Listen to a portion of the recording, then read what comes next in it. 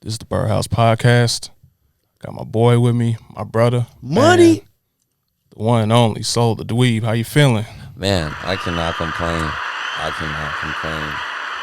Blessed as per usual, man. I think that's how I would describe it. Blessed as per usual. Having a great day. Man, it's good to see you, man. Every time I see you, it's always good vibes, bro. It's always good vibes. No, absolutely. I be trying to maintain, man. I be really trying to just uphold the positive energy. Because that's what we all need the most right now. We all just need some positivity. Absolutely. The world needs positivity. Chicago needs positivity. It's getting real rough out here. Man, they wilding out here. I'm not going to lie to you. They've definitely been wilding. I've been afraid to go outside, bro. Man, I don't know. I've had fear because I live in Inglewood anyway. So, you know what I'm saying? Oh, you live in Inglewood now? Yeah. So I've had fears of going outside, walking around. But, you know, at the end of the day, you kind of just got to. It's a different way of just staying out of trouble. And sometimes that kind of that's something you can't help because of the company you keep and shit. But realistically speaking, if you move out, if you leave the house moving with love and just moving with positivity, even if you're trying to finesse and get your money and do whatever it is you're trying to do, you can still do that without it being at somebody's expense and elevate and still reach higher bounds out here. Because I be finessing, I be doing what I need to do, but I don't be doing it at nobody's expense. I just do what I need to do to help me. So yeah, that's what you gotta do, bro. Ain't nobody mad at that. Nobody gonna argue about that at all. No, facts, man. But some people just don't feel it like that, and they just playing the blame game. You know what I'm saying? They be pointing the finger at everybody else and their mama and say, is this person's fault? Is that person's fault? It's the city's fault. It's everybody else's fault but they selves. And people just kind of got to hold themselves accountable and see what part they got to play in that, because we all got a part we play in it. Yeah, straight up, bro. No lie. Shit, bro. Let's start from the beginning, though. We know each other for... We know each other for half a decade, y'all. It's been it's going on 6 to 7 years. You remember how we first met? You know what? Yeah, at your house.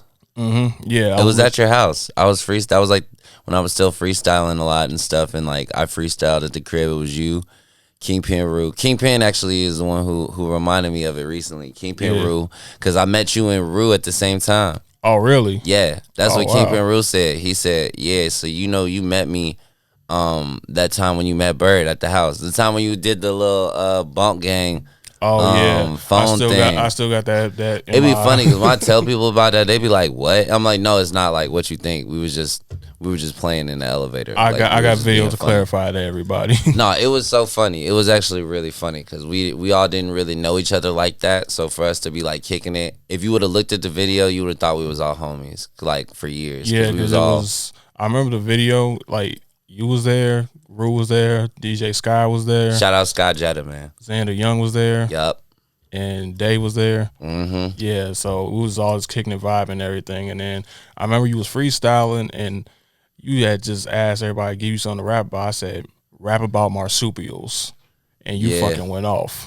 Yeah, I remember that. That was when I was just to give y'all background, I was freestyling before I was writing. So when I was freestyling and coming up freestyling and stuff, I was basically homeless or whatever in the city of Chicago, and I would come up to people and tell them we freestyle artists and whatever you pick, we'll rap about that shit, and then y'all could tip us.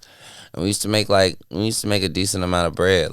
During the day, people would rap about all kinds of things. You know what I'm saying? I will say something that was really sus though. Now that I think about it, I think I was rapping to a group of white motherfuckers, and they asked me to rap about they topic they picked was house slaves, and I'm thinking back now, house slaves? Yes, bro. Slaves in the house? House slaves, shorty. It was about house slaves. Wow. Yeah. I feel slaves. I can't remember if it was a black person that asked me that or a white person, but even then, I'm sure if it was a white person back then, I wouldn't have been aware enough to get on their ass about that. I'm about to say, I feel like a white person asked you that, that's just it's an ass whooping. On if site. I was in normal circumstances, I would have beat somebody's ass saying some shit like that to me. But you know what I'm saying? That's a revenge. When I was younger, I was just I was in survival mode and so one track minded. I probably wouldn't even noticed. Yeah, I probably would have been yeah. So he did ask that. I don't know how I feel about that, but he did tip me. So we'll have to bam.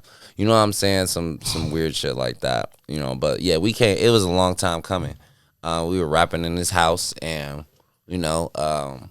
very not much time later, we just started working with each other on the music videos and the music tip, and it's really just been like a long road since then. Yeah. We dropped like hella videos since then, plural. So you say you've been like you started off freestyling before you got into music, like so like how like when did you actually start like rapping? Man, I didn't start actually focusing on rap for real until I was like 17, cause I really just played with it like when I was a kid at Robert A. Black, for all my Chicagoans. People who don't know that aren't in Chicago, Robert A. Black was like this elementary and school that I went to, and we went to the South Shore Culture Center, which is an after school center that we went to after school, and my brother was freestyling and stuff, and I was just on as a little brother on some Mr. Me Too shit. I wanted to know how to do it, so I asked, and my brother taught me, and then that shit progressed, and eventually I was living in Indiana, but I got kicked out and lived in Arizona for a while. And when I was out there rapping, niggas was like, bro, you need to do something with this. Like, this ain't no this ain't no normal shit that you able to do. Like, you need to do something with this and make some shit happen. So I decided to really pursue it. And, here we are, like, all them fucking years later. Like, I'm glad you listened to him because no, yeah, shout out to the Arizona homies who told me to all rap, and I listened to y'all, you know what I'm saying? Because it definitely, like, paid off. It's been, and we haven't even really, like, gone crazy yet. Like, it's been a wild ride for sure. But, like, we haven't even really even gone crazy yet. We're just now, like, really getting organized. So, it's only going to get better and better from here. Facts. So, shit, like, where did the name Solo The Dweeb come from? Was that always your artist name? It was not. I didn't have an artist name before that. None that stuck. You know what I'm saying? I went through hella different names.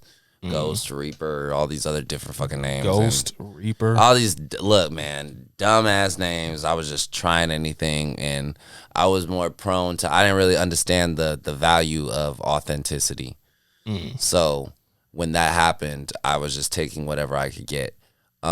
Solo came from Arizona because everybody called me Solo because they didn't want to bother to remember my government name and shit. And the Dweeb came from my brothers who were like freestyling and stuff. The very same brother that taught me to freestyle and another brother who was rapping.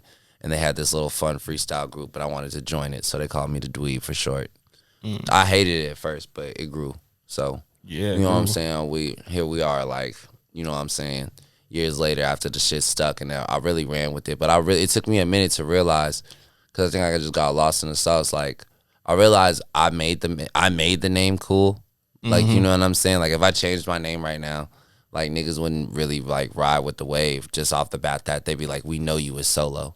You know what I'm saying? But the realism, to me, the way I look at it is, like, I came before the name. You know what I'm saying? I'm the reason the name even has weight to it, not the other way around. So it's like, if that's the case, niggas gotta take whatever I give you. But it's not always that way, so.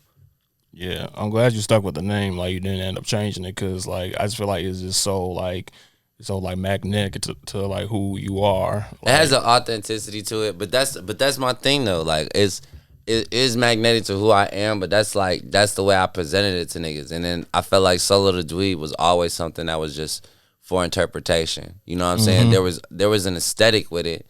There was things that went with it, but those are things that was just my personality. You know what I'm saying? Like, whatever aesthetic people feel like it was Solo The Dweeb, that's just how I dress. You know what I'm saying? So a lot of my music, a lot of the things I created was just shit I wanted to do or create or make.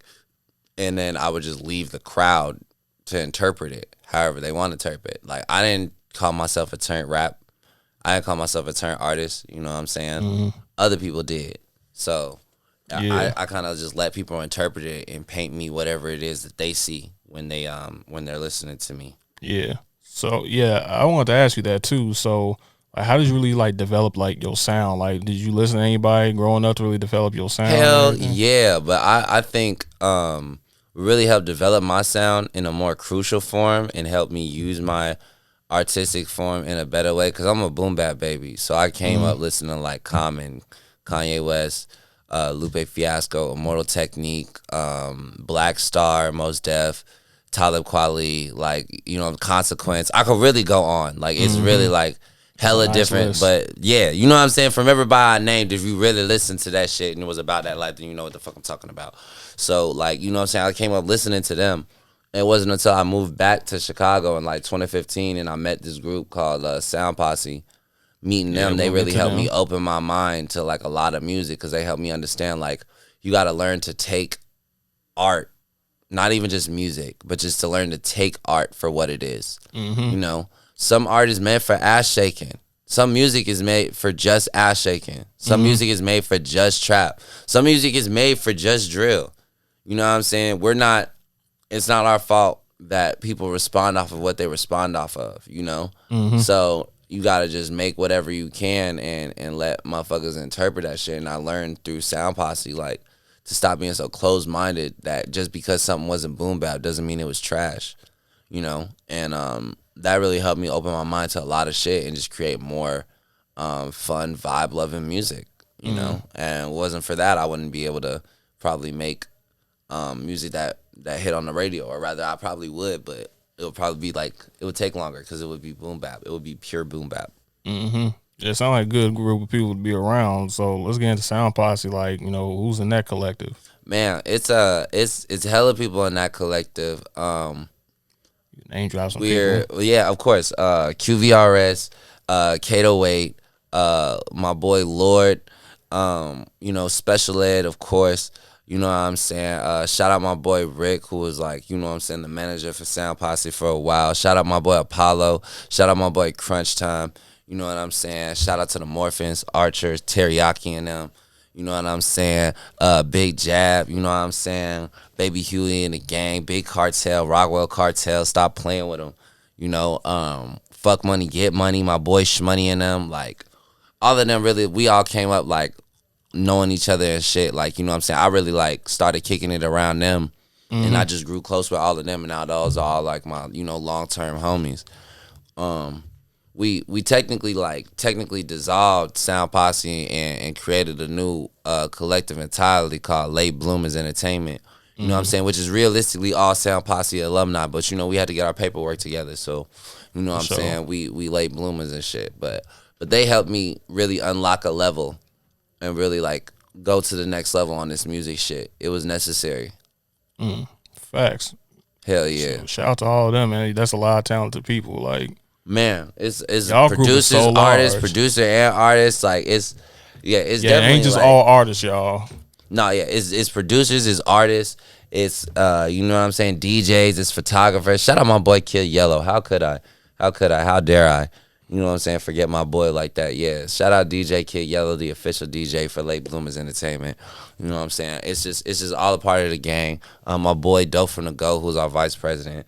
You know what I'm saying? Like, we just really got a whole conglomerate of like really talented people. Like, and people will always be showing me and telling me how much they rock with my work ethic and how I be vibing, man. You should see all of us on stage. It's definitely like a sight to behold. Shout out to all of them.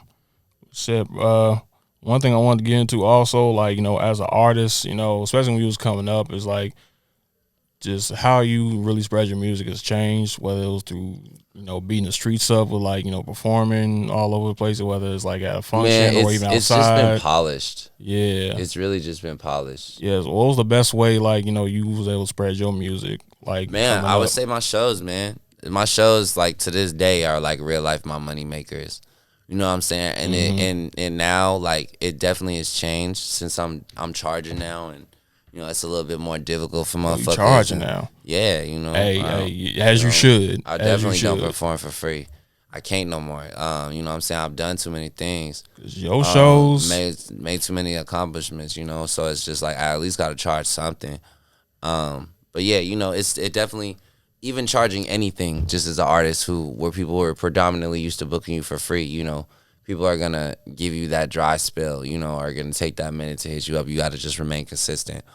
But yeah, you know, my performances are my bread and butter. I would say, like, people, I always create fans, take fans, and you know what I'm saying, meet fans through performances. People usually just see me perform and they be wanting to know, like, who is dude, you know? So I would say that's my biggest advantage. Yeah, bro. Like one thing I always say about you is like you are definitely like a show stealer. Yeah, I try to be explosive. You know what I'm saying? I try to be explosive because I try to hold nothing back. That's really what it is for me. Like, sometimes I think about that when I'm performing at other people's shows. Like, damn, maybe I should cut back a little bit. I don't want to, like, upstage a motherfucker. But then I think about that and I'm like, well, shit, man. Motherfucker should have better vibes to bring. You know what I'm saying? At the end of the day, that ain't got shit to do with me. Like, you know what I'm saying? You booked me. You want me to come do my shit. I'm going to come do my shit however I want to do my shit. You know what I'm saying? If that ends up upstaging you in some way or whatever the fuck, like, that's how you take it. Like, take it as a indication that you need to do better, if anything, you know what I'm saying, as an artist. Because that's what I look at. If I ever performed a show, had other motherfuckers come through and somebody, you know what I'm saying, tear that bitch down more than I do, you know what I'm saying, get a better crowd response, you know, get that bitch more keyed, that's a lesson to me. Like, all right, I got to make sure I go hard. I'm taking notes. I'm on the side trying to figure it out, you know. Some people don't always take that resolve, though. Man, so I kind of want to get into a story real quick. Yeah. It's kind of crazy. So one thing I like about when you perform is like no matter like the stage or the room, you will like perform the exact same way with the same amount of energy. So do you remember my very first event, my very first Do You Want to Ride event? You a sub T? No, one that's sub T. It was at Enjoy. No, not at Enjoy. It was at the Rad Vintage. Oh, is that when I stood up on the chair? You stood up on a chair? I think so, because Asa came to that one, right? Yeah, you. Yeah, that was when I headline. stood up on the head that we performed Gucci draws, right? Yeah. Yeah, then I stood up on the chair. I didn't even. That was the one where I stood up on the chair. I didn't even know. Because it was the part where she a speed demon, where she wanna be. Yeah, that was when I stood up on the chair. Yeah, I do remember that. That was a fun day. We filled out the whole story. That was my very first show. We filled out the whole story. And I was so paranoid I wasn't gonna fill that motherfucker up. Yeah, bro. But you gotta understand, motherfuckers ride with you, shorty. So like, even at the Enjoy event, like when it was like, I think that was like the second or third Do You Want to Ride? That bitch was humping. That bitch was like filled back to back, and it was a really cool event. But it was so funny. So at the very first show at Rad Vintage, first of all, I tried all the performers. I think I had E-Man performing, Co-Guy. Shout out that boy E-Man. Shout out that boy Stevie Co-Guy. Adams. Shout out that boy Stevie. My boy Reggie and Jab Stilo performed. Pretty much everybody he naming, all our homies. Shout out every single one of them. Shout out all of them. But when you performed, like the room started shaking, like literally. Yeah, that is true. We did almost break shit. Yes, and it was like a vintage store with toys and shit. I remember Dude Ass was like, yo. We had to, I remember because in the middle of me performing, I had to help hold up the wall because they was we almost knocked some shit over. Like, the owner had to text me. The owner had to text me like, tell him to calm down because it's making the room shake. LOL. Damn. I'm about to lose my deposit. Damn. See, that I did not know, y'all. It wasn't even on purpose, man. No, like, I'm glad you did that because I would have said, fuck the deposit. I want to put on a good show. My only worry was somebody's going to steal something. Somebody's going to break something. Yeah, no, absolutely. Because there was some priceless shit in there. Yeah. No lie. But thank you, God. Nothing got stolen or broken. I got my deposit back. We all turned up. Nothing broke. I wasn't even going to let nothing break anyway. You know what I'm saying? Shout out to my boy Yayo. You know what I'm saying? And shout out to Rap Vintage. And I love that place. Shit. Yeah, hell yeah. But yeah, that was a crazy event, man. It's been times like that where I've done stuff like that. Times where like me and Sound Posse performed at places and like stomped a hole through the floor, like, cause we performed at a frat house in Champaign, and when we did, like, we accidentally stomped a hole through the floor, like the main bottom floor. It was crazy. Is that the craziest thing that happened while you perform somewhere? It's one of them. What's like the craziest thing that ever happened to you while you perform? Man, that's I would say one of them it would be the Grant Park situation, which like if all my open mic homies was watching this, they know what the fuck going on. Grant Park situation. Yeah, so I got booked to perform at Tip Fest. I remember that. By Donda House. Shout out Donda House. You know what I'm saying? Shout out the head of Donda House.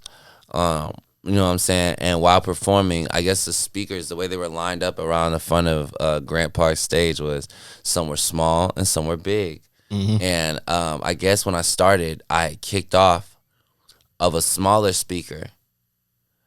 of a bigger speaker. You literally like kicked it off? Not like literally, not like kicked it off the stage, but I like jumped off of it type shit because it was a bigger speaker. So I could I could jump off of it. I assumed all the speakers on the stage were the same size. So when I got a little bit further down the middle of the stage, like closer to the left, I put my foot on a smaller speaker. And this time when I kicked and jumped off of it, the speaker toppled over the stage. Oh, shit. And it was crazy was the electric dudes, like the tech dudes. It was like 3 big-ass black tech dudes. Bro, one of them niggas was like standing directly behind me. I didn't even look because I'm sitting here just like, let me just finish my performance. But this dude literally standing behind me like, gee. Like, what the hell? Apparently, he got turned up. Somebody turned up on him afterwards and was like, man, you got to let him finish his performance. Like, he clearly didn't do that shit on purpose. Like, go out the band. But I wasn't trying to stop you. Yeah, he didn't stop me, but he was just standing there, like, looking mad as hell. Like, looking mad as fuck standing behind me. And I'm just rapping. You feel me? Because I'm just trying to, like, finish. The only thing playing in my head is saying, just finish the performance. So, you know what I'm saying? I'm literally have no idea that this nigga is standing behind me. You know what I'm saying? Like, and I don't realize it until the end, until motherfuckers tell me. And then by the time I'm walking up to him apologizing, he's saying it's cool. And I always wondered why, but I found out later it was because somebody turned up on him and was like, gee, yeah, he pushed the speaker over, but it wasn't on purpose, A. And B, like, he's in the middle of a performance. Let him finish his shit. Like, exactly. You know what I'm saying? Which made sense, you know what I'm saying? I made sense, but I get it too, you know what I'm saying? Because none of that shit cheap. Luckily, Donna House covered it too. They ain't even get no fuck. They was like, we don't care. That shit was teed. So yeah, exactly. Thanks for giving us a great performance. Just take care of it. I mean, the crowd was enjoying it though, right? Yeah, no, absolutely. And there was some of my open mic homies in the crowd. So like everybody was really like responding off of that energy. I don't feel like I got any good energy like that since I performed at Boo Man shit at the Promontory. That shit was really explosive as well. Man, Boo Man shit. What show was that? It was damn, which one was it? It was like a big showcase. It was like me. It was like Kingpin Rue. Oh, when everybody was on stage. Yeah, I was on stage. I was in the overalls and shit. And Dreams came on. And then Dreams came on and shit. Man. And everybody just started like going crazy. You know what I'm saying? I was right there, up there with you. Dreams is a secret weapon, bro. That's the song you play like when I finally like get to the point where I need to be and I'm doing my thing and stuff, like when I come back to the city and Dreams come on, that's gonna be the song that everybody just like. Yeah, that was the very first song I had seen you perform. Yep, first song that song was all my first, man. First song to really like start busting everywhere. First song to touch the radio, man. Like first song to really like tear down a lot of shit. It really helped me make a statement as an artist in the city. You know what I'm saying? And it was off of a throwaway beat. Shout out to Special Ed. That was a throwaway beat? It was a throwaway beat. Wow. And that song was 2 years old before it was released. Man, let me tell y'all something. I begged this man for years to let me shoot that damn music video. He finally let me did it. It was a good video. We was in the subways and all that shit. That was a fun day. We had so many people pull up. I wish I would have posted about it and was more public about it because we could have had like we would have police called on us. Right, we would have had real mob action. Next time we shoot a video, I'm gonna do that shit. So I'm gonna go for broke because if the police show up, that's great. That's gonna be content. It's great footage. God, we gotta put your Kanye documentary together and shit. You know, right? On the lowest of keys, we gotta start vlogging now. Then, no lie, we definitely gonna have to start vlogging now because this hella shit we've done and been through that we did not vlog. Yeah. Well, going backwards a little bit, right before, like, you know, we did Dreams. Do you remember the first music video we did? Before Dreams? It was Vultures. No, it wasn't. It wasn't Vultures? It was Molly Kool-Aid. Oh, that was your first music video, bro. I thought you were talking about our first official, because we collab with Scud on that one. Yeah, but that was like the first time we shot. All you by yourself, because Vultures was the first video you did all the way by yourself. Complete writer's visuals edition. Yeah, you know what I'm saying? But the reason why I wanted to go into Molly Kool-Aid was because of the situation we got in outside that little warehouse. Do you remember? Yeah, when the police showed up on us, right? And we all had to get on the ground and like, bro, y'all, like 10 officers pulled up on us with the chest lights out, with the guns out, like. Apparently there was a robbery that happened nearby in the area and they thought it was us, bro. So they was on our ass. And we had a white dude with us. Yeah. They did not care. They was on the ground. They said on the fucking ground now. Put all that shit on the ground. Man. Put all that shit on the ground. They was, boy. All I had to do was show my camera, like, look, we just shooting a video. We don't know what y'all capping on, bro. We tried to tell them that too. They let us go, but it took a minute because they was like, nah, man, y'all got to stay our ass on the ground until we confirm y'all not who we looking for. Y'all know how Chicago police be on. They don't play that shit. Mm-hmm. Yeah, that's probably like number one on my top 5 craziest things that happened while I was shooting. Absolutely. But I was calm in that situation. I'm like, look, I'm just shooting a video, so I ain't do nothing wrong. You know, like it looked bad when somebody started running. I don't know who started running. Someone started running. Yeah, it wasn't you. It wasn't me. Somebody started running. That's when they said, get on the ground. Because it was 4 of us. Mm-hmm. It was 4 of us. And we saw, like, one cop pull up. Then out of nowhere, we saw a second one pull up out of nowhere. And then we saw... yeah, because we was in like, the back. out of nowhere, by that time, we was like, all right, we finna come back. Like, we finna just go back to the car and get up out of here. Mm-hmm. By the time we was on our way to the car, like, all right, that's enough shots. We done shooting. They was on our ass already. It was too late. Man. It was way too late. It could have been so much worse, though, so I'm glad that we got out there with our skin still on. No, yeah, like I always be saying, man, divine timing. It was happening how it's supposed to, but, you know, we got out of there. We definitely did get out of there by the skin of our teeth because they was definitely finna book our ass. Yeah. Yeah, like I said, I'm glad we got out of that situation. Blessings.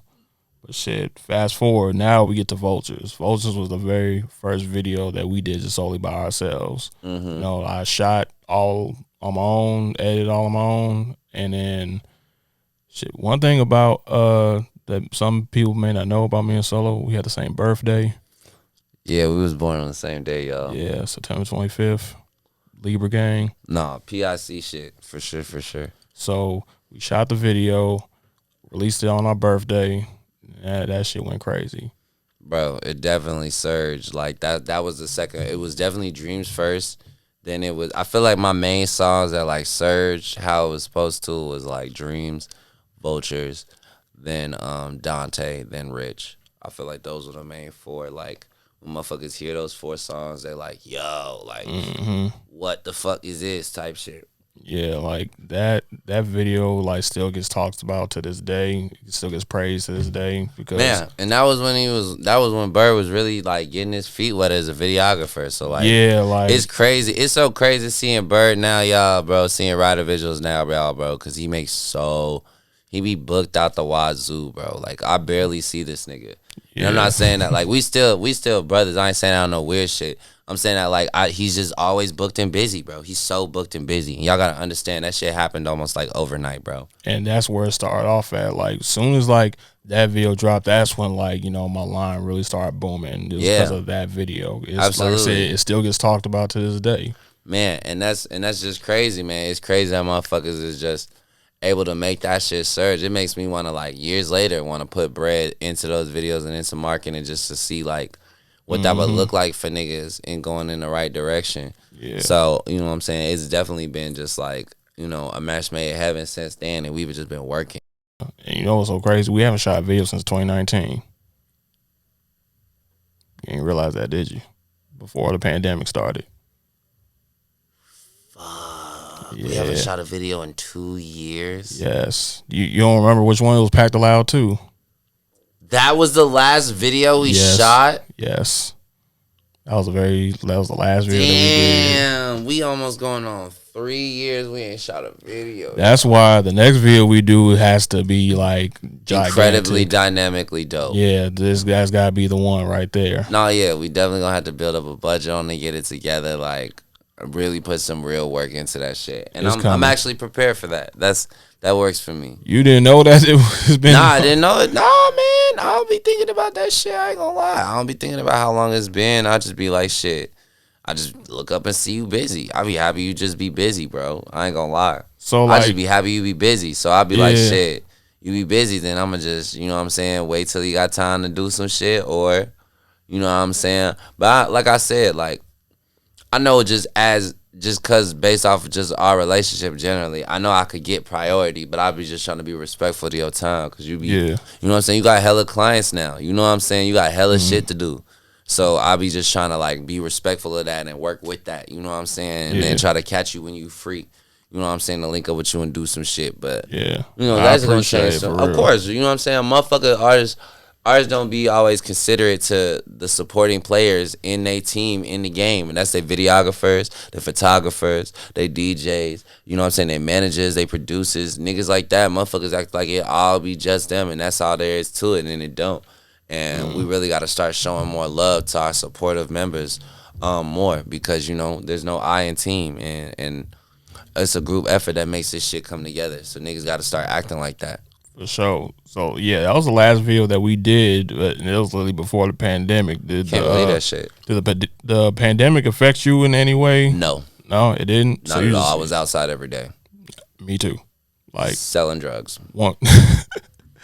Yeah, bro. Like that's one thing. Like the pandemic, the only thing that affected was just me being cautious about like who I was around and shit like that. As far not as even like, that for me.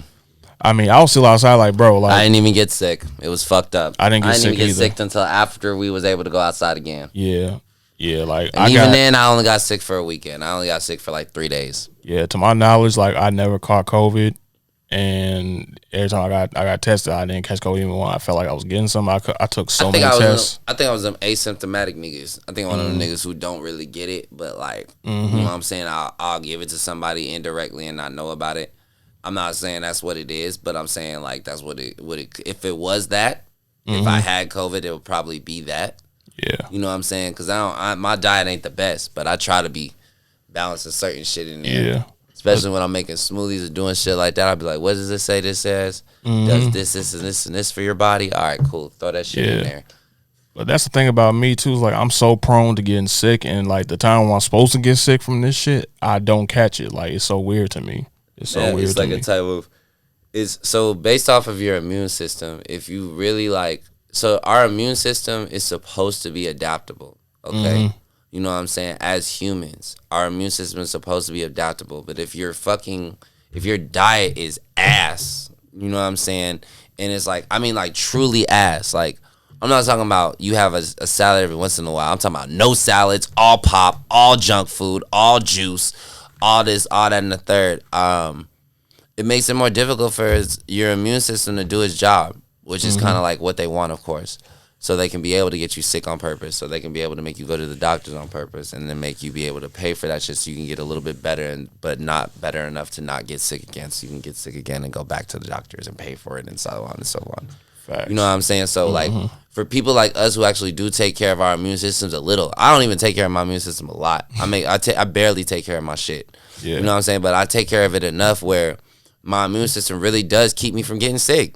And that is really wholeheartedly why I believe I don't be getting sick. That's why I don't believe I got COVID. That's why I believe when I felt like I did catch COVID, I only caught it for 3 days. You know what I'm saying? Everybody be like, nah, you get COVID, you got a week minimum. I swear to God, it was a weekend. It was a full weekend. One day I felt okay. The next day I had like, I just felt fatigued. I didn't even have a headache. I just felt fatigued and couldn't move. And I just felt like shit. Then by that Sunday, by the end of that weekend, I was cool again. You know what I'm saying? So it really just depends on the person and what they got going on with their body and what they putting in their body. So all that I would just say is like, you know what I'm saying? Treat yourself better. Treat your body better. Self-care, self-love. Eat better. Your immune system gonna do better. Take care of yourself, people. Take care of your fucking self. Self-love. Absolutely, self-love. Take care of yourself, y'all. Now I want to get into your projects. Yeah. So you have like a lot of projects out. I have so many projects out. I have like 5, 6, 7 projects out. Yeah. Like some of my favorites, I loved Molly Kool-Aid. I remember the very first event you had for that. Man, that was a crazy ass party. I ain't gonna lie. But who'd you have before? I know you had Asa. I had Asa. I had Boo Man. I had it was motherfucker. Yeah, I think Valet. Valet did come to perform at. Snapped. That shit was crazy. And we were and that was the time when Vibes at LSD Studios, shout out LSD Studios, was managing me too. So like when he came, me and her was surprised because that was our first time meeting him. So really? It was just, bro, we didn't know that nigga. And you know what I'm saying? So how'd y'all get that hookup for him to come? I don't know. Vibes reached out to the nigga, bro, and he said he was going to come, but I don't know. And then he really came. Wow. You know what I'm saying? He's a good dude. No, so. he's a super. Valet has been like a big role model for me, coming up musically. Being honest, because he helped me figure out a formula with music making. Just his term is like, I don't care what nobody say. In terms of the shortest, in terms of the contrast of the short attention span to music that has been brought to people's attention today, Valet did it first. You know what I'm saying? Valet was the one who did the hook first. You know what I'm saying? Yeah. And I remember I was like, man, I cannot stop playing this nigga's music over and over and over again. Why the fuck is that? And then I looked and I'm like, man, this shit is 1 minute and 30 seconds. I'm like, wait a minute, 1 minute and 30 seconds. That's all? But then I'm like, damn, wait a minute. By making it shorter, because of the shorter attention span, if you saying more catchier and rawer shit, you know what I'm saying, you could still catch that loop. And then by you still catching that replay value, because the replay value is the same all the time. You know what I'm saying? He taught me that. And then another thing he taught me is how to, you know what I'm saying, that you could still pop, do your thug this, and still be humble. Because he's still, the nigga who I would meet today, if I went outside and I saw Valet right now, it would be the same Valet I met when I met him at my show. Yeah. You know what I'm saying? And not a lot of people can say that. You know what I'm saying? Not a lot of people can say that. There are motherfuckers who feel like they can't say that with me. Yeah. You know? So it's like, to be able for motherfuckers to say that about you, like, that's really raw. Man, that's what I want to do a video for, is y'all two. Man, me and Valet haven't done a song that has reached the light.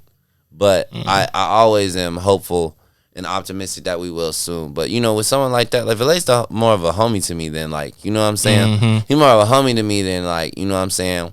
Like, someone I look up to musically, like, you know what I'm saying? Like, I do look up to him musically in certain ways, and I do want to work with him on shit, but I'm not finna just press him or, like, you know what I'm saying, be on his nuts about that shit. Like, I'm just, when it organically is supposed to happen, it'll happen. Like, I've known him for, like, almost 3 years now. Yeah, you know what I'm saying? Everything and when we supposed to, exactly, and when we supposed to make it hit, we gonna make it hit. You know what I'm saying? That's the way I look at it. It's coming. It's coming. It's definitely coming. I'm optimistic about it. With niggas who my friends, bro, I don't be thinking about. That's why I took you and me so long to shoot shit like Dreams and other shit like that, bro. Because I'm like, man, we're like family. Yeah. I see you all the time, type shit. You feel me? So when you ready, the time will present itself.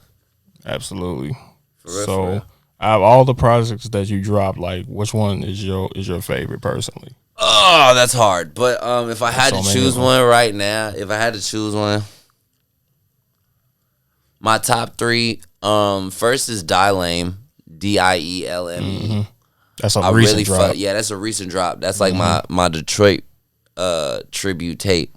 I really fuck with the vibes on that one. I don't know what it is about, like, them Detroit style up-tempo beats, but something about that shit really just helps me talk my shit when I hear those beats. It just comes to life. My second one is Solo Mac. That will probably always be my all-time favorite. That I've always told people, like, listen to that shit, because that's like a perfect project, like, from beginning to end. I really tried to Kanye that bitch. Yeah. I really definitely it was definitely Kanye inspired in mind.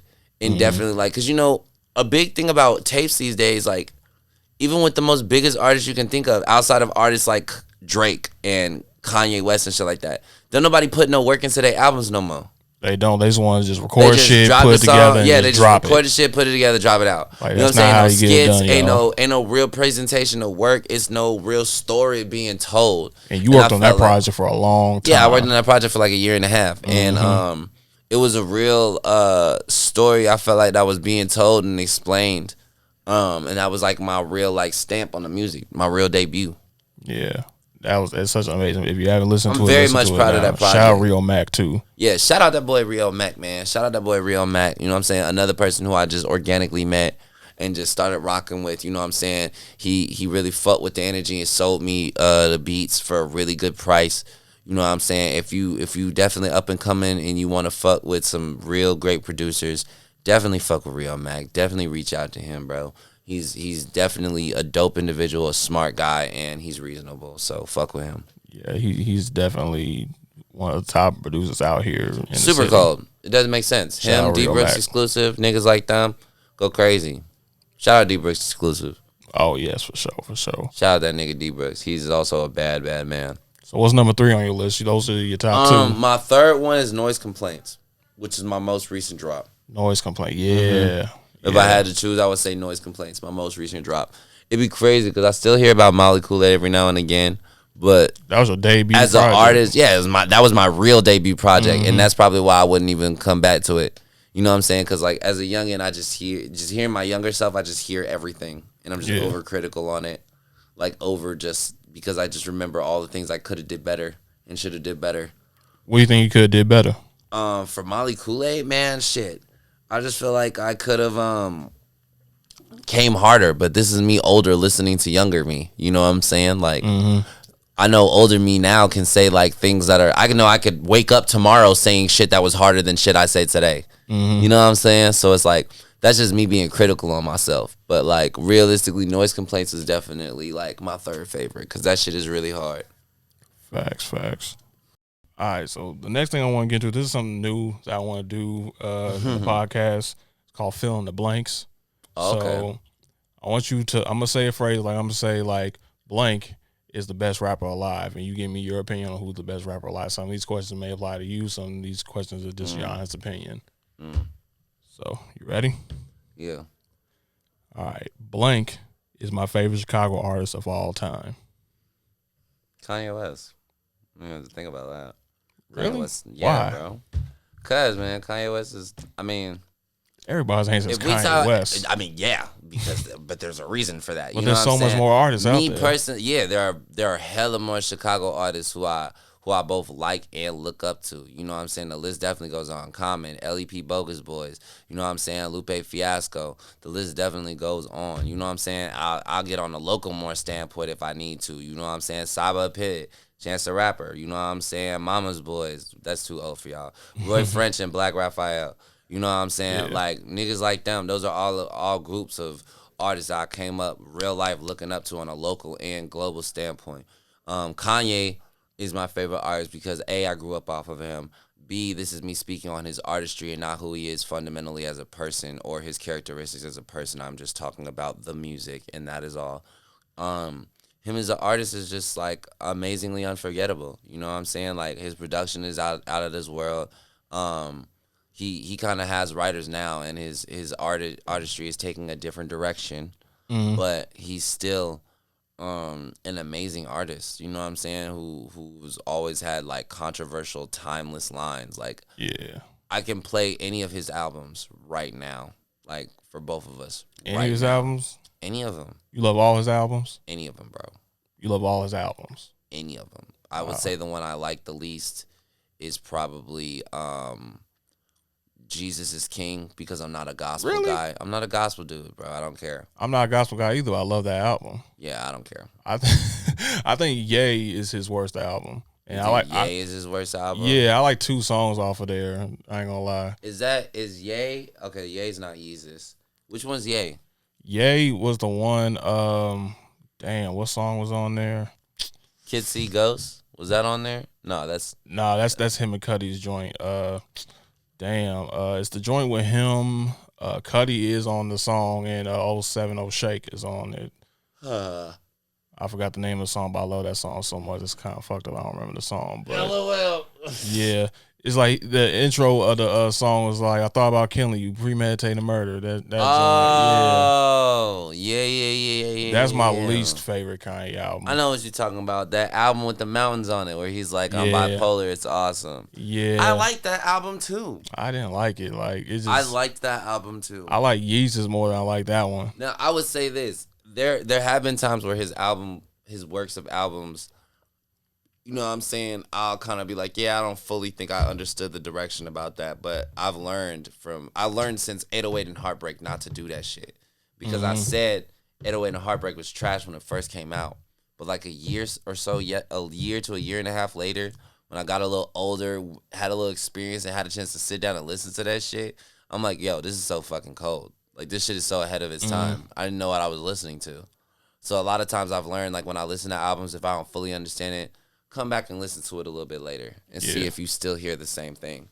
And most times with Kanye shit, I'll come back and listen to it later. And I'll really be able to be receptive to the things he says. But that's just me. Yeah. You know? I ain't gonna lie to you. Kanye's the best. Yeah, I ain't gonna lie to you. Like, I listened to Ye a few times, still don't like it. And I put 808s as, in my opinion, the second worst You album. think 808s and Heartbreak is It still don't hit worst me. album? I like 2 songs off of there, like 2 or 3. That shit is crazy. I like Heartless and then I like you truly Amazing. never had your heart broke. Oh, I've had my heart, nigga. We are the same people. I've had my heart broken. You know That's how fair. that shit feel. That's fair. All I'm saying is like not even when I went through my first heartbreak, but when I felt heartbroken and I listened to the album, you know what I'm saying? Mm-hmm. You gotta think he was going through the heartbreak of grief. He didn't even make that album over a person. Yeah. He made the following album, which was, I believe, My Dark Twisted Fantasy. He made that album over a person. You feel me? He made 808 and Heartbreak. That was his grieving album because he lost his mom. You know what I'm saying? So like, you gotta think like that shit. That's some real different. That's a different level of heartbreak, nigga. Yeah. That nigga felt and like that he put on wax and was vulnerable enough to put on wax. That shit's beautiful. You know what I'm saying? In terms of the things that he said and what he was rapping about. But that's, like I said, as an art, that's me as an artist, like what I'm able to interpret from listening to that album and his music. Yeah, you know? like I definitely give him credit for doing something different. I definitely applaud him on that, but it just didn't touch me personally. Nah, for sure. And you know, but that's the thing that's so beautiful about music, man.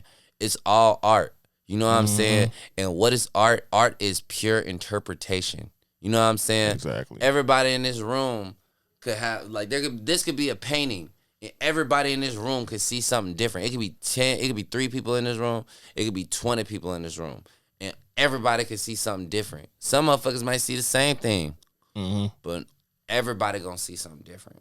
You know what I'm saying? So at the end of the day, we gotta learn to just let motherfuckers interpret it how they interpret it, because that's part of what keeps us as humans in such a unique mind state. Imagine if we all was doing the same thing, had the same opinion, say yes to the same shit.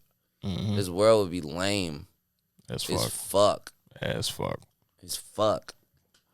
So shit. yeah, that's what I think is. That's what I think is best. All right, next question. Blank is my favorite person to collaborate with. It's hard because you collaborate with a lot of people. I do. I'm gonna choose 3 people. Go ahead. The first people I'm choosing is a group.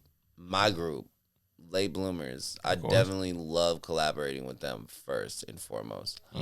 The second set of motherfuckers, the next 2 people who I would name that I love collaborating with after my group, Late Bloomers Entertainment, is Asa 2 times and Bread Dough. Shout out Asa.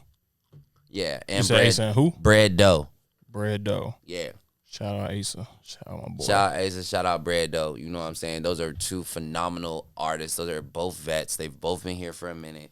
They both do the damn thing when they get on stage and do their shit. You know what I'm saying? That nigga Bread Dough is a trap R&B man, and Asa and me, we both in the turn up business. You feel me? I told Asa our nickname.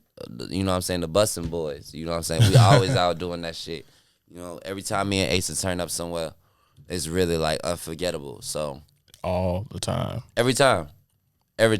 And we was able to do that shit at Rolling Loud, which was also a blessing. So yeah, those are my 3. All right. Blank is someone I want to collaborate with. Shoot your shot. Who you want to collaborate with? It could be anybody in the world. Or you can pick 3 people. Who's your top 3 you want to collaborate with? They could be famous. They could be local. Somebody you haven't collaborated with. I'm going to choose famous and local niggas. I'm going to choose famous and local niggas. Top 3. Let me think. I want to collab with Thug. Free my nigga Thug. Free Thug. Free that nigga Thug.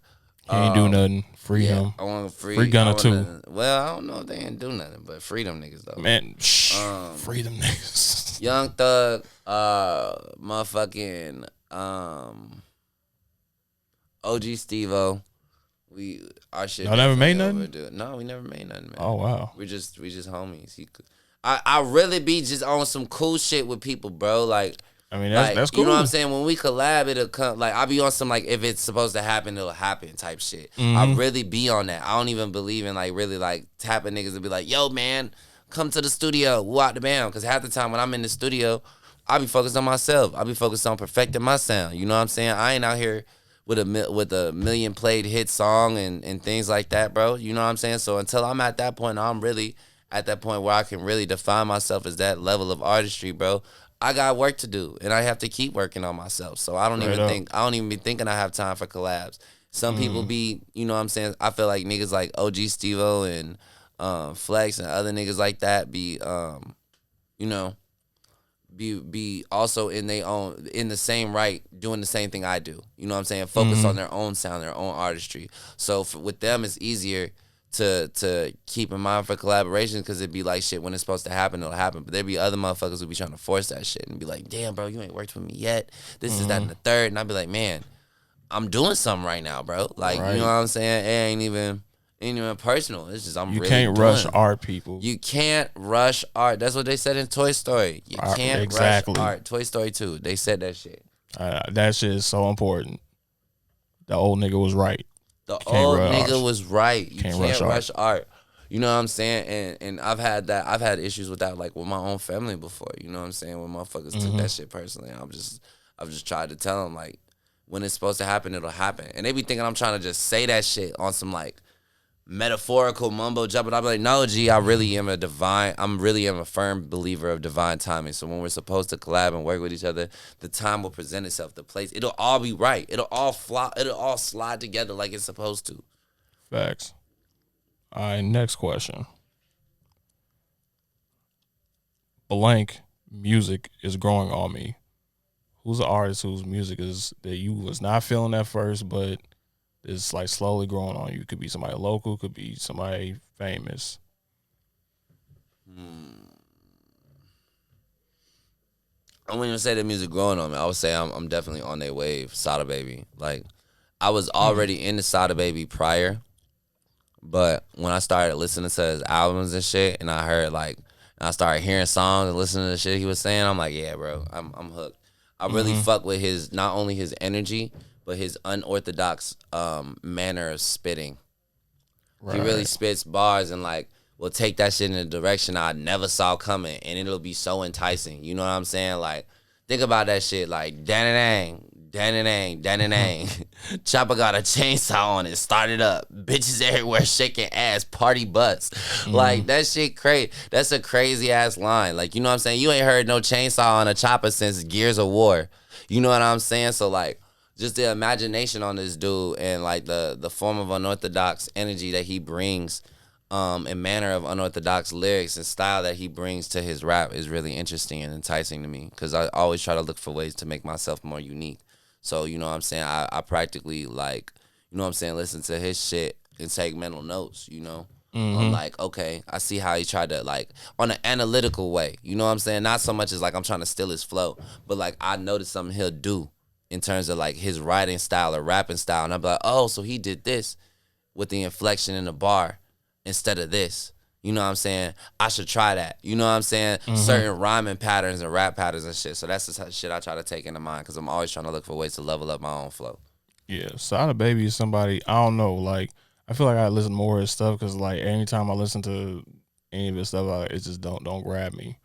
Like, I literally like one song by him. Man, I don't even know. I don't know what that one song is, but I would say it's Stacy. It's Stacy. Yeah, I would say listen to Say No More, man. Listen to his freestyle. Listen to his song that he did on the block on Aze shit. Yeah, listen to that and see how you feel about it. I'm check it out. And I love Detroit music too, bro. Like, I love Detroit music. That nigga was spazzing, bro. You from Detroit, right? Yeah. Yeah, like I love Detroit music. It's like it's so crazy. I just haven't really gotten into his wave I think yet. it's an acquired taste. The nigga's crazy, but I fuck with it. So I'm not crazy's good. Crazy is in. We know a lot of crazy artists. Boy, what? I'm one of them. Shit. Exactly. Absolutely. One of the craziest niggas I know. Absolutely, man. You know I get wild, so I think that's also why I rock with it. All right, next question. Blank should be way bigger than he or she is. Like, what's an artist like that's like on a wave right now that should be blowing up right now, but really isn't? Besides you, like you, Ace of 2 times, OG Steve-O, 100 Flex, Gold Haze, who else? QVRS, Special Ed. Let me think. What other Chicago artists I know that's really out doing the thing? E-Man, who be doing this shit. Shout out E-Man. Yeah, shout out E-Man. Allegra Deo, Carla G, Kingpin Rue. You know what I'm saying? These are all hardworking artists who and definitely a lot of y'all are damn work. near like up there. Like you making moves, Asa is definitely making moves and shit. Like Rue, like he, like man, that's the thing. But that's how you know we really supposed to be where we supposed to be at, because we're still like if you left us and then come back to us, we're still elevating. We're still making moves in our in motion. Because at the end of the day, even though everybody not gonna make it, it's not even about who make it and who don't. It's about who consistent and who quit. A lot of these motherfuckers be out here quitting. A lot of y'all some quitter ass niggas, and that's the reason why y'all don't achieve y'all dreams. You know, we don't like quitters. And then some of y'all are just are stupidly consistent, which is like a good thing and a bad thing. It's a good thing to be stupidly consistent. It's a bad thing to be stupidly consistent and not have a plan or not learn from your mistakes. If you're gonna be consistent and aware. Because if you're just consistent and stubborn, then you're just someone who's being stubborn. You're not someone who's innovative. Listen to the man. I'm just saying. You know what I'm saying? All right, next question. I want to see blank perform before I die. Who do you want to see perform before you pass? I want to see Thug, Travis Scott. I would love to see Ski Master Slump God perform again. Ooh. That was crazy. At A3C, that shit was wild. This nigga came on stage with 2 Hennessy bottles behind his back, just walking on stage, and everybody was going fucking bonkers. Man. It was a crazy show. So yeah, those would be the 2 that I wouldn't mind seeing, honestly. I think I would see Kanye in concert, but I don't know. I feel like it would be really... Kanye's fun to see in concert. I feel like seeing him or Drake in concert would be oversaturated. I feel like I would be oversaturated. I feel like it would get overhyped, and it would be like an over big deal, and I feel like me as a realist would be sitting there, and I wouldn't be able to be thoroughly enjoy this show, because I can't disconnect from from reality and just fan out that hard. If he's not like... You know when motherfuckers would be making noise when Kanye once like came on stage with the red fit on and he just hit the key and everybody like freaked the fuck out. I'd be the nigga who be in the crowd like, I was present for that fucking moment. Song. Stop fucking pressing the key, shorty. Do the song. Like, I didn't pay $500 for this fucking ticket to watch you press a key for 2 hours. Do the song. So like, you know what I'm saying? So I wouldn't want to go to a Drake show or a Kanye show and it would be an experience like that, where it's like I'm bigger than life.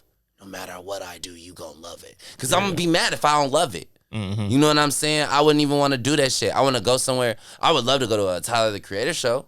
That would be something. I was supposed to go to this one in Chicago. That would give me a run for my money. Especially with his last album. Oh my God, I love that last album. Yeah, his album. He has gotten fine like wine, bro. I'm trying to tell you, his music has gotten fine like fucking wine, bro. Yeah. Point blank. Like, it has got nothing but, he's just done nothing but grow more and more comfortable into his artistry and into the artist he wants to be. And what makes him so advantageous is that he can be whatever the fuck he wants to be. Yes. Whatever he literally creates. You know what I'm saying? There's nothing that he's limited by. You know, I would love to hear a project with you with DJ Drama hosting. I think that would be hard. I think that would be dope. I think that could be like a next Lil Wayne album. It would be very intense. Yeah. It would have hella bars in the shit. It would just be, you know, I would punch the whole thing. You know, I would definitely love to make that shit happen. Man. You know what I'm saying? Because lately, lots of Drama's been touching is like that. Yeah, Drama been album. Drama been coming out the cuts. That Tyler album. I definitely would love to work with Drama. I really would want DJ Amaris on my shit first though. Ooh. I think the next you know, that's a hint, you know, but the next project I drop, like when I am ready to drop a project, I think I'm going to get DJ Amaris on that hoe. Oh, I would love that. I would love that. Shout out Amaris. I ain't going to lie. Yeah, shout out DJ Amaris, you know, one of the pioneers of the city. You know what I'm saying?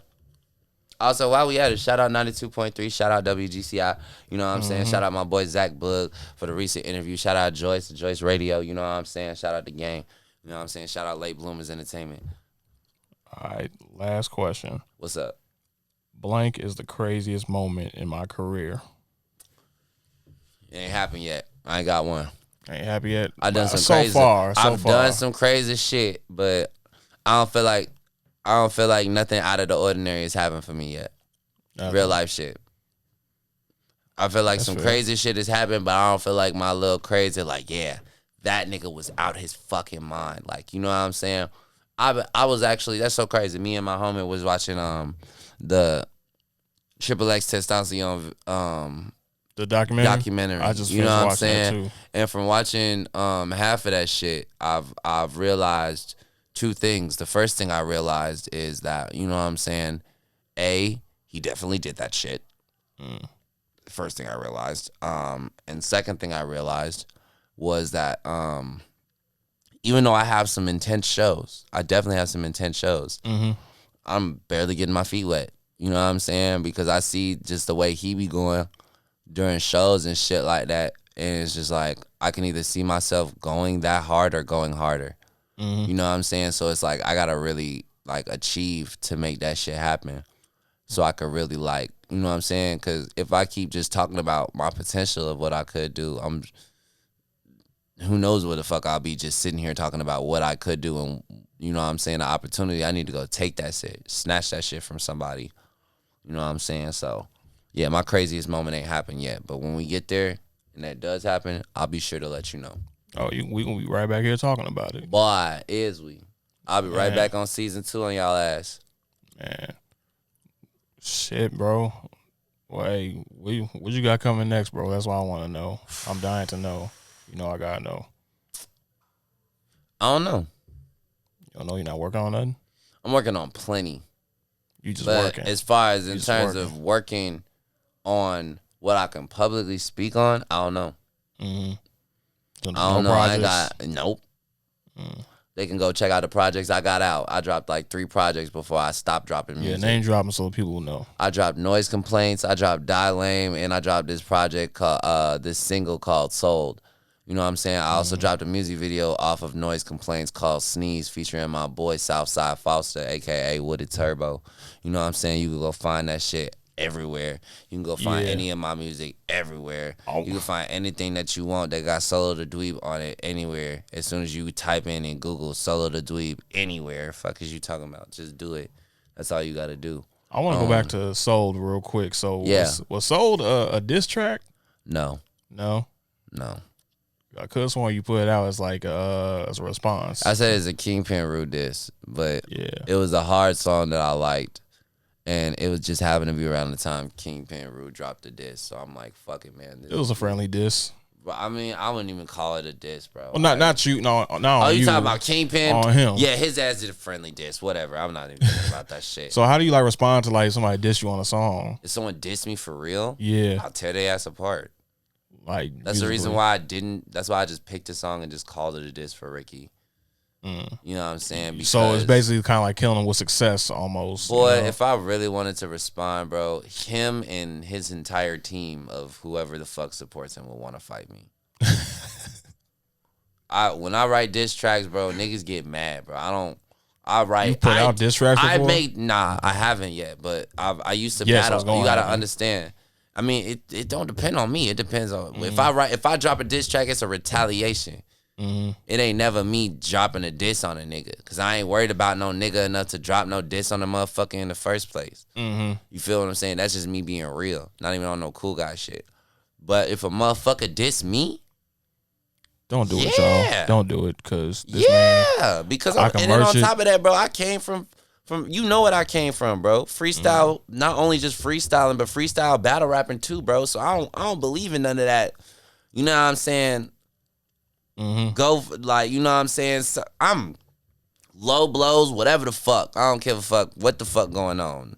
You feel me? It don't matter, like, especially if you really dissing me and coming for me on a track, shorty. I don't give a fuck what the fuck happened. I don't give a fuck if you lost your family member, homie, whatever the fuck. Someone cheated on you, everyone found out, whatever the fuck going on, bro. I'm gonna speak on it. It's a battle at that point. I'm taking it as a battle. Motherfucker diss me in the song, I'm taking that shit as a battle. You understand me? I'm a real versatile nigga, man. I'm adjustable, bro. So we can settle it however the fuck you want to settle it. You want to settle it outside the stool, we can settle it outside the stool. You know what I'm saying? That's how you trying to do it. But if you want to settle this shit in the booth, nigga, your funeral, shorty. I'll meet you we can do whatever you trying to do. You know what I'm saying? I ain't gonna lie. We'll do whatever you trying to do. And that's just really how I feel on it. Yeah. You know, ain't it? So That's a I'm message, never too. gonna go out my way to diss a motherfucker, but if a motherfucker go out their way to diss me, Mm-hmm. you know what I'm saying? Is if it's good, it has to be good. That's the other thing. Like if I listen to your diss and you ain't even saying nothing, bro, I'm not even finna acknowledge your ass. I'm gonna do like Kanye did to Ray J and send your ass a beat. Man, just artists, just stay out of it, y'all. Just Your best fucking bet. yeah, just leave him alone because he's gonna annihilate. What's the word? Annihilate. Annihilate you in the booth. Just stay out of it. 100%. It's not even a question. I'm not questioning it. I don't give a fuck who you is. Mm-hmm. Well, shit, bro. I just want to say, like, man, like we know each other for so long, bro. It's been trill. It's been beyond trill, bro. No, like, it's been fun, man. Through all the video shoots, all just the time with us, just spending time with each other and experience, shit. Because we real life kick it outside of this shit, y'all. Yeah, like, it's more than just videos with us. Yeah, we haven't made a music video together in a couple years, but I've seen this man all the time. Exactly. I see this nigga literally all the time, and it's nothing but love every time I see him. Somebody had asked me, like, you and Soul still good? And I'm like, we always good. What type like, of dumbass question is that, man? Of course we good, bro. We Even just, when you we know, not seeing each other, don't ever assume me and this man not good, bro. We just shooting when the time is right. This man, exactly, bro. This man could tap my phone any day of the fucking week, bro. Stop playing with me. It don't matter what. It ain't even got to be for shit concerning me, bro. If he needs something, I got him. That's all it is, period. Yeah. Well, shit, bro. I just want to say, bro, I'm very, very proud of you and your growth. Same, nigga. Same, nigga. Yeah. We just, I can't wait to see how far we are the next time we come back together and we come back at a space where we can just, like, you know what I'm saying, share both with the world and with ourselves and just really just, like, talk about where we at, you know. I'm definitely proud of the work you put in and shit, and I'm just happy we both just continuing to elevate. Honestly, it's a blessing. Yeah, it's only the beginning for both of us. Absolutely. Because some niggas be surrounded by motherfuckers who ain't doing shit. And I'm blessed enough to be surrounded by niggas who's always doing shit. Always out and about. Always working. Yeah. And that shit is motivation. If you're not doing shit, get off y'all ass. Go out and do something. Or get yourself around motherfuckers who's doing shit so you can feel bad about yourself and do shit. That too.